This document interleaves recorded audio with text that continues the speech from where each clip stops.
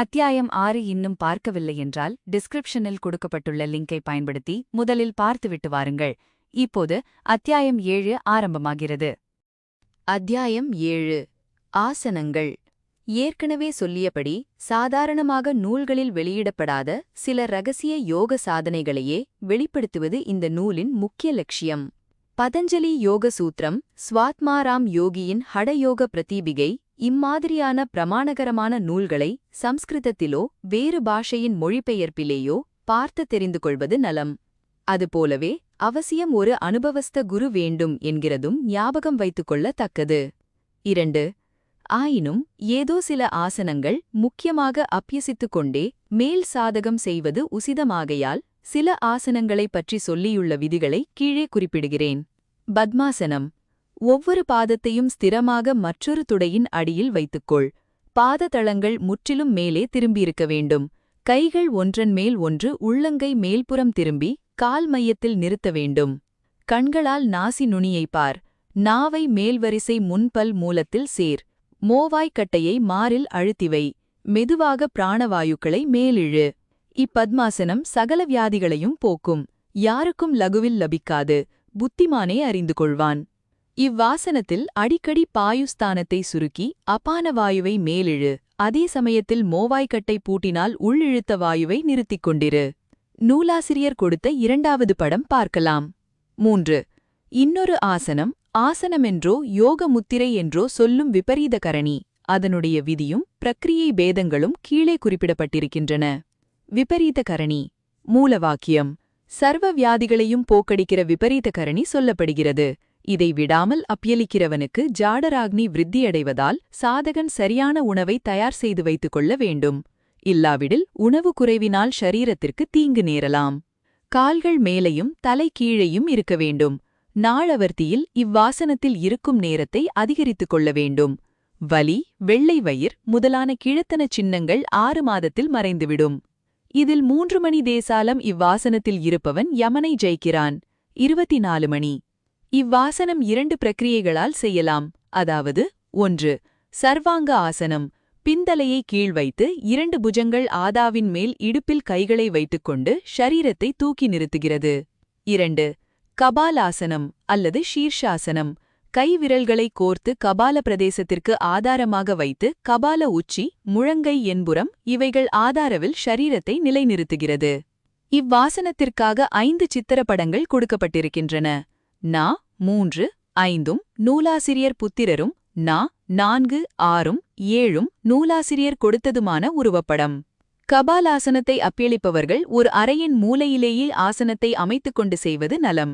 இந்த ஏற்பாட்டில் தவறி விழுந்தாலும் பின்புறம் விழுந்தால் சுவர் தாங்கிக் கொள்ளும். முன்புறம் விழுந்தால் பாதங்களை பூமியை தட்டி தாங்கும். 5. இவ்விபரீத கரணியை நான் 30 வருஷ காலத்திற்கு மேல் அப்பியளித்து வந்திருக்கிறேன். 1928ஆம் வருஷத்தில் நான் இவ்வாசனம் ஆரம்பித்து சுமார் 15 வருஷம் சென்றபின் எனக்கு ஒரு சம்பவம் நேரிட்டது. அச்சமயம் நான் புதுடில்லியில் இருந்தேன். ஒருநாள் தஞ்சாவூரிலிருந்து என் சிநேகிதரான காலம் சென்ற ராமச்சந்திர ராவ் டபீரிடமிருந்து ஒரு லிகிதம் வந்தது. டபீரருக்கு என்னுடைய யோக பயிற்சி விஷயத்தில் பிரவேசமே கிடையாது. நான் என்ன அப்பியளித்து வருகிறேன் என்றும் அவருக்கு தெரியாது. அவர் புதுடெல்லிக்கு வந்ததே இல்லை.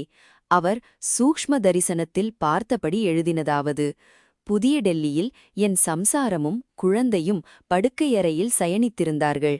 நான் பக்கத்தில் உள்ள சிறிய அறையில் சாதனத்தில் இருந்தேன். திடீரென்று ஆசனத்திலிருந்து கலையப்பட்டு குழந்தை பெயரை சொல்லி கூப்பிட்டது போல் தோன்றினேனாம். பிறகு அதற்கு 35 வருஷம் முன் சித்தியடைந்த ஒரு யோகியின் ரூபத்தை பார்த்தாராம்.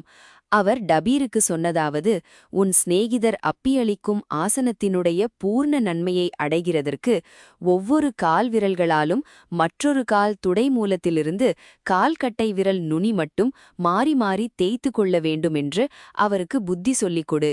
டபீரருக்கு என்னுடைய ஆசன விவரங்கள் ஒன்றும் தெரியாததால் அவருக்கு இந்த உபதேசம் புலப்படவில்லை. ஆனால் எங்களுடைய படுக்கையறையும் பக்கத்து அறையும் அவர் குறிப்பிட்டபடியே இருந்தன. நானும் குழந்தையை கூப்பிட்டிருக்கலாம். அவ்விஷயம் எனக்கு ஞாபகமில்லை. அப்படி உபதேசம் எனக்கு கிடைத்தது முதற்கொண்டு அம்மாதிரியாகவே விபரீத கரணியில் அப்பியசித்து வருகிறேன். அப்பிரியை நீண்டகால் நாடிகளை தூண்டிக் கொடுத்து முதுகெலும்பின் அடியிலிருந்து தலை மட்டும் ஓடும் நாடி பிரவாகத்தை உரிமைப்படுத்துகிறது போல் தோன்றுகிறது. மேல்நாட்டு சரீர சாஸ்திர ஆராய்ச்சியில் தேகத்தின் ஒவ்வொரு உறுப்புக்கும் அசைவு கொடுக்கும் நாடி ஓட்டத்துக்கு ஆரம்பஸ்தானம் கண்டுபிடித்திருக்கிறார்கள். கால்கட்டை விரல்களை அசைக்கும் கரடி ஸ்பந்தம் உச்சந்தலைக்கு அருகாமையில் இருக்கும் மூளை உறுப்பிலிருந்து வருகிறதென்று ரூபித்திருக்கிறார்கள். ஆகவே காலத் தேய்த்து கொண்டு சர்வாங்காசனத்திலிருக்கும் பிரியையில் இரத்த ஓட்டத்தாலும் நர்டி ஸ்பந்தங்களாலும் மேல் ஸ்தானங்கள் ஸ்புரிதமாய் சாதகனுக்கு நன்மை கொடுக்கிறதென்பது தெளிவாகிறது. இந்த பிரியை நான் பார்த்திருக்கிற யோக நூல்கள் ஒன்றிலும் கொடுக்கப்படாததால் அதை என் அனுபவபூர்வமாக இப்பொழுது வெளியிடுவது எனக்கு ருசிகரமான கடமையாயிற்று. இந்த தலைகீழ் ஆசனம் கேவலம் கூத்தாடிகள் காண்பிக்கும் ஹட்டயோகம் என்று சிலர் கருதக்கூடும். ஆயினும் மேல்நாட்டு தேக பயிற்சி நிபுணர்கள் சர்வாங்காசனத்தை தமது ட்ரில் அபியாசங்களில் சேர்த்து கொண்டிருக்கிறார்கள். நடுவயதை அடைந்து சற்று ஸ்தூல தேகமானவர்களுக்கு ஆரோக்கியத்துக்காக இவ்வாசனத்தை விதிக்கிறார்கள். மலப்பிரவர்த்தி சரிவர ஆகாமல் கஷ்டப்படுபவர்களுக்கு இந்த விபரீத கரணி மிகவும் உபயோகமுள்ளது என்பது அனுபவ சித்தம். மேல்நாட்டு நாடக சாலைகளில் அநேகம் ஸ்திரீ புருஷர்கள் சம்காலத்தில் வெகு அழகாக சர்வாங்காசனத்துக்கு ஒத்த அப்பியாசத்தை செய்த படம் பிரசுரமாகிறதை நண்பர்கள் பார்த்திருக்கலாம். சர்வாங்காசனத்தில் 3வது 4வது படங்களில் காட்டிய விதங்களை பலவாறாக சௌகரியத்துக்கு தக்கபடி கை கால் உடம்புகளால் ஏற்படும் ஸ்தான கோணங்களை வேறுபாடு செய்து கொள்ளலாம். எந்த விபரீத கரணியாசனத்திலும் மேல்பல் கீழ்ப்பல் வரிசைகள் இடிக்காமல் ஜாக்கிரதையாக பார்த்து கொள்ள வேணும். இதை வற்புறுத்தி காட்டுகிறதற்காக நான் 4வது படத்தில் நாவை நீட்டிக் காட்டியிருக்கிறேன். நாவை நீட்டிக்கொண்டால் சில அமிர்த நாடிகள் இருக்கின்றனவென்பது இன்னொரு யோக ரகசியம். மூவாய்க்கட்டை மார்பில் புதைந்து ஜாலந்தர பந்தம் ஏற்படும்பொழுது நாசாகிர திருஷ்டியும் மூவாய்க்கட்டை தூக்குகிறபோது புருவ மத்திய திருஷ்டியும் வைக்க வேணும்.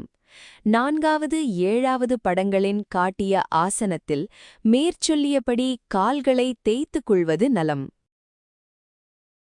அத்தியாயம் 7 முழுமையாக பார்த்ததற்கு நன்றி.